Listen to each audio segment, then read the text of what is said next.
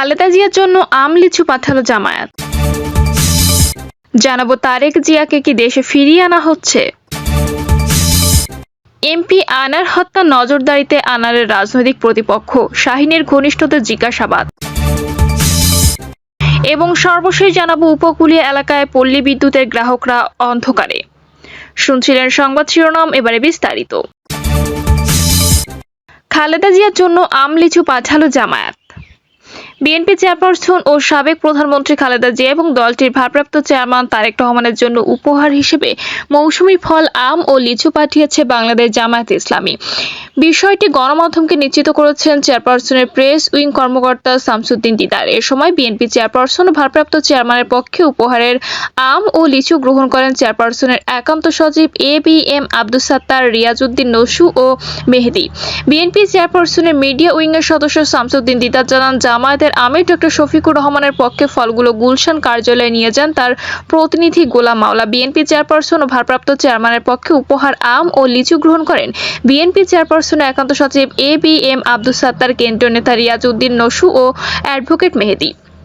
প্রসঙ্গত, বিএনপি দীর্ঘদিনের জোটসঙ্গী জামায়াতে ইসলামী দ্বাদশ জাতীয় সংসদ নির্বাচনের আগে পৃথকভাবে সরকার বিরোধী আন্দোলন ছিল। তবে বিএনপির সঙ্গে যুগপথে না থাকলেও একই দিনে অভিন্ন কর্মসূচি পালন করেছে জামায়াত। বিভিন্ন সময়ে এই দুই দলের সঙ্গে নানা কারণে সম্পর্কের অবনতি হয়, কিন্তু সরকার বিরোধী আন্দোলনের প্রশ্নে ফের দুই দলের সম্পর্ক ঠিক হয়। সর্বশেষ উপজেলা পরিষদ নির্বাচন বর্জন করার সিদ্ধান্ত নেয় বিএনপি এবং সমমনা রাজনৈতিক দল ও জোট। এ নির্বাচন প্রথমে জামায়াত অংশ নেওয়ার সিদ্ধান্ত নিলেও পরে সেই সিদ্ধান্ত থেকে সরে আসে। তারেক জিয়াকে কি দেশে ফিরিয়ে আনা হচ্ছে? আওয়ামী লীগ সভাপতি ও প্রধানমন্ত্রী শেখ হাসিনা গতকাল গণভবনে কোটালীপাড়া উপজেলার নবনির্বাচিত চেয়ারম্যান এবং স্থানীয় আওয়ামী লীগের নেতাকর্মীদের সঙ্গে এক মত বিনিময় অনুষ্ঠানে বলেছেন, এখন একটাই কাজ, তারেক জিয়াকে দেশে ফিরিয়ে এনে আইনের আওতায় আনা। এই কথাটি তিনি খুব স্পষ্টভাবে বলেছেন। প্রধানমন্ত্রী শেখ হাসিনা যখন কিছু বলেন তখন নিশ্চয়ই তার কার্যকারণ থেকে এবং ভেবে চিন্তে তিনি কথা বলেন। প্রধানমন্ত্রী নিশ্চয়ই তারেক জিয়াকে দেশে ফিরিয়ে আনার ব্যাপারে একটি সুনির্দিষ্ট পরিকল্পনা গ্রহণ করে এ ধরনের বক্তব্য দিয়েছেন। আমাদের প্রধানমন্ত্রী শুধু একজন রাজনীতিবিদ নন, তিনি দূরদর্শী সম্পন্ন একজন দার্শনিক চিন্তাবিদ বটে। আজকে সবাই যা ভাবে তিনি তা ভাবেন অনেক আগেই। আগামীকালের ভাবনা তিনি আজকে করেন, আর এই কারণেই তিনি একজন দক্ষ এবং বিশ্বমানের রাজনীতিবিদ হিসেবে প্রতিষ্ঠিত হয়েছেন। প্রধানমন্ত্রী কোনো প্রেক্ষাপটে কেন হঠাৎ করে তারেক জিয়ার প্রসঙ্গটির সামনে আনলেন? রাজনৈতিক বিশ্লেষকদের মতে এ নিয়ে নানামুখী আলাপ আলোচনা হচ্ছে। প্রধানমন্ত্রী এমন এক সময় এই বক্তব্যটি দিয়েছেন যখন যুক্তরাজ্যের পার্লামেন্ট নির্বাচনের জন্য তারিখ ঘোষণা করেছেন প্রধানমন্ত্রী ঋষি সুনাক। তিনি পার্লামেন্টে ভেঙে দিয়ে আগামী 4 জুলাই নতুন পার্লামেন্ট দিয়েছেন। এই সময় যুক্তরাজ্যের টানা ক্ষমতায় থাকা কনজারভেটিভ পার্টি একটি চরম সংকটের মধ্যে রয়েছে। নির্বাচনে তারেক ভরাডুবি অনিবার্য বলেই মনে করেন অনেক রাজনৈতিক বিশ্লেষকরা। বিশেষ করে কদিন আগে অনুষ্ঠিত স্থানীয় নির্বাচনে কনজারভেটিভ পার্টি 3য় স্থান দখল করেছে। লেবার পার্টির ওই নির্বাচনে নিরঙ্কুশ জয় আগামী দিনে তাদের ক্ষমতা আসার বার্তা দিয়েছে বলেই অনেক রাজনৈতিক। আর এরকম একটা পরিস্থিতিতে লেবার পার্টির পক্ষ থেকে আগাম নির্বাচনের দাবি উপস্থাপন করা হয়েছিল। ঋষি সুনাক সেই দাবি শুনেছেন কিনা তা জানা যায়নি, তবে তিনি আগামী নির্বাচন নিয়ে একটি বড় ধরনের ঝুঁকি নিয়েছেন। অনেকেই মনে করছেন যে শেষ পর্যন্ত নির্দিষ্ট সময় নির্বাচন হলে কনজারভেটিভ পার্টির অবস্থা আরও খারাপ হবে।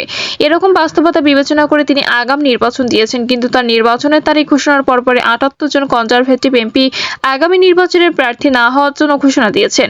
এর ফলে ঋষি সুনাকের নেতৃত্বে একটি বড় ধরনের সংকটে পড়েছে। আর এই ব্যবস্থায় বাস্তবতার শেষ পর্যন্ত আগামী নির্বাচনে লেবার পার্টি যে দীর্ঘদিন ধরে ক্ষমতা আসতে চাইছে সেটি অনেকের কাছে স্পষ্ট।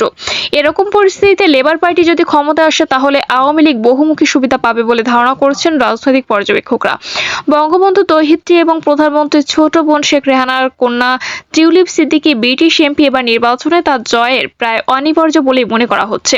আর তিনি যদি নির্বাচনের শেষ পর্যন্ত জয়ী হন এবং লেবার পার্টি যদি ক্ষমতায় আসে তাহলে তিনি যে মন্ত্রী হবেন তা অনিবার্য, কারণ এরই মধ্যে লেবার পার্টির ছায়া মন্ত্রিসভায় তিনি অন্তর্ভুক্ত আছেন। আর লেবার পার্টির সঙ্গে আওয়ামী লীগের একটি ঐতিহাসিক সম্পর্ক রয়েছে। বিশেষ করে 75-এর নারকীয় ঘটনার পর লেবার পার্টির সংসদ সদস্যরা জাতির পিতার হত্যার বিচার চেয়েছিলেন এবং সেটি নিয়ে তদন্ত কমিটিও গঠন করা হয়েছিল ব্রিটিশ এমপিদের উদ্যোগে। আর এসব বাস্তবতা থেকে লেবার পার্টি ব্রিটেনের সরকার গঠন করলে তারেককে দেশে ফিরিয়ে আনার উদ্যোগ সহজ হবে বলে অনেকে মনে করছেন। এরকম একটি বাস্তবতা থেকে প্রধানমন্ত্রী হয়তো তারেক জিয়াকে দেশে ফিরিয়ে আনার ব্যাপারে দৃঢ় প্রত্যয় ব্যক্ত করেছেন।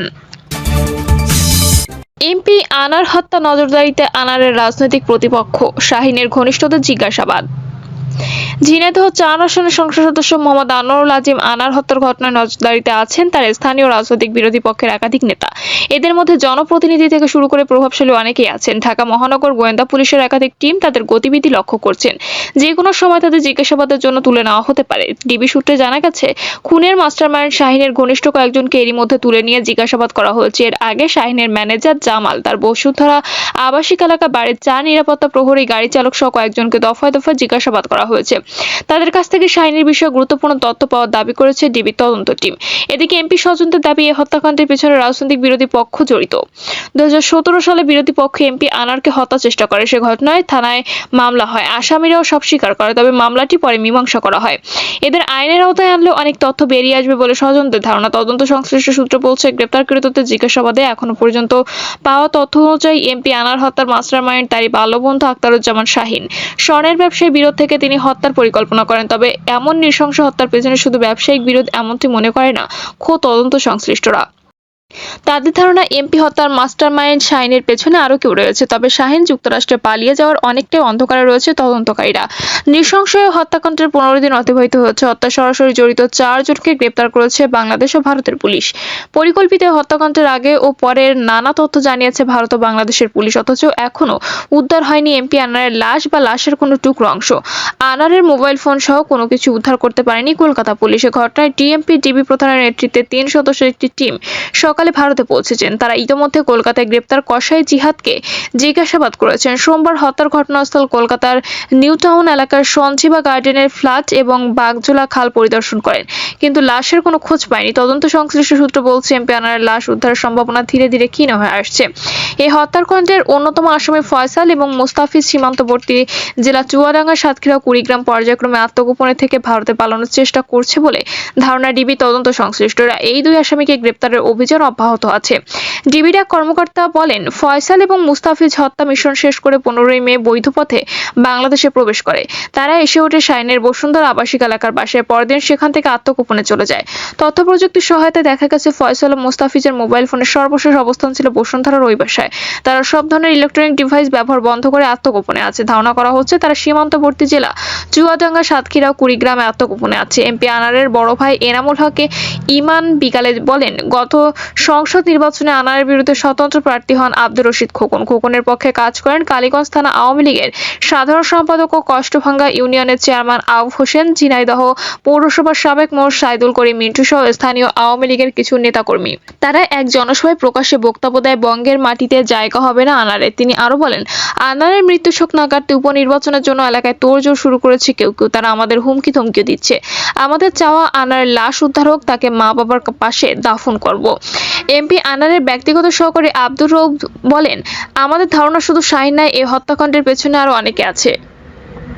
কারণ এর আগেও 2017 সালে এমপি স্যারকে হত্যার চেষ্টা করা হয়। তখন কালীগঞ্জ থানায় মামলাও হয়। সেই মামলায় গ্রেপ্তার হয় আসামি। আদালত 164 ধারা জবানবন্দিত হত্যা পরিকল্পনার পেছনে স্থানীয় অনেকের নাম উল্লেখ করেছিল। পুলিশ সেই মামলার চার্জশিটও দিয়েছিল, কিন্তু পরবর্তীতে আওয়ামী লীগের সিনিয়র নেতাদের হস্তক্ষেপে মামলাটি মীমাংসা হয়ে যায়। তিনি আরো বলেন, এমপি আনার গত 8 মাসে আরো 2 বার ভারতে গেছেন। সবসময় তিনি রিল্যাক্স মুডে থাকতেন। কোনো ধরনের হুমকিতে আছেন এমন মনে হয়নি। তবে রাষ্ট্রীয় সফরে শ্রীলঙ্কা, ইউরোপে বিভিন্ন দেশের ব্যক্তিগত সহকারীকে নিয়ে গেলেও ভারতে যাওয়ার সময় কখনোই তাকে সঙ্গে নিতেন না বলে জানান। গত 12 মে ভারতে যান এমপি আনার। কলকাতায় ব্যারাকপুর সংলগ্ন মন্ডলপাড়ায় বন্ধু গোপাল বিশ্বাসের বাড়িতে ওঠেন তিনি। 13 মে চিকিৎসার কথা বলে বাসা থেকে বের হন আনার। পরে কলকাতার দমদম বিমানবন্দর লাগোয়া নিউ টাউন এলাকার সঞ্জীবা গার্ডেনের একটি ফ্ল্যাটে খুন হন এমপি আনার। এমপি খুনের ঘটনাটি প্রকাশ্যে আসে 22 মে। ওই দিনই রাজধানীর শেরেবাংলা নগর থানায় আনারের মেয়ে মুতারিন ফেরদৌস ডরিন বাদী হয়ে অজ্ঞাতনামা আসামির বিরুদ্ধে অপহরণ মামলা করেন। এছাড়া ভারতে একটি হত্যা মামলা হয়েছে। এমপি আনার হত্যাকাণ্ডে এখনো পর্যন্ত 8 জনের সম্পৃক্ততা পেয়েছেন বাংলাদেশ ও ভারতের পুলিশ। তারা হলেন চরমপন্থী নেতা শিমুল ভুঁইয়া ওরফে আমানুল্লাহ, তার চাচাতো ভাই তানভীর ভুঁইয়া ও শাহিনের গার্লফ্রেন্ড সেলেস্তি রহমান। তারা ডিবিতে 8 দিনের রিমান্ডে আছে। আদালত তাদের রিমান্ড মঞ্জুর করেন। সোমবার 3য় দিনের মতন তাদের জিজ্ঞাসাবাদ করা হয়। এছাড়া কলকাতা পুলিশের কাছে গ্রেপ্তার আরেক আসামি জিয়াদ হাওলাদার ওরফে কসাই জিহাদকে রিমান্ডে জিজ্ঞাসাবাদ করছে ভারতের পুলিশ। অপর 4 জন পলাতক রয়েছেন। তাদের মধ্যে সিয়াম নেপালের, শাহিন যুক্তরাষ্ট্রে এবং মোস্তাফিজ ও ফয়সাল বাংলাদেশে রয়েছে বলে ডিবি মনে করছে। ভারতের ডিবির তদন্ত টিম। এমপি আনার হত্যাকাণ্ডে হত্যাকাণ্ডে তদন্তে ডিবি 3 সদস্যের একটি টিম রোববার সকালে ভারতে পৌঁছেছে। ডিবির এই টিমের নেতৃত্ব দিচ্ছেন ডিএমপির অতিরিক্ত কমিশনার মোহাম্মদ হারুন আর রশিদ। টিমের অন্য 2 সদস্য হলেন ডিবি ওয়ারি বিভাগের উপকমিশনার মোহাম্মদ আহাদ ও অতিরিক্ত উপকমিশনার মোহাম্মদ শাহিদুর রহমান। ভারতে অবস্থানকারী ডিবির তদন্ত টিম সূত্রে জানা গেছে, সেখানে পৌঁছে নিউ টাউন থানা পরিদর্শন করে তদন্ত টিম। থানায় তাতে তদন্ত কাজে সহযোগিতা করেন ভারতীয় পুলিশের অ্যাডিশনাল ডিআইজি সোমা দাস ও সংশ্লিষ্ট কর্মকর্তারা। পরে সন্ধ্যায় পশ্চিমবঙ্গ পুলিশের অতিরিক্ত মহাপরিচালক ও অপরাধ তদন্ত বিভাগের প্রধান ডক্টর আর রাজাশেখর এর সঙ্গে সাক্ষাৎ করেন। তদন্ত সংক্রান্ত বিষয়ে বিস্তারিত আলোচনা করে ডিবির তদন্ত টিম। প্রিয় দর্শক, এই ছিল এখনকার সর্বশেষ সংবাদ। আপডেট সব সংবাদ পেতে চ্যানেলটি সাবস্ক্রাইব করে বেল আইকনটি ক্লিক করে রাখুন।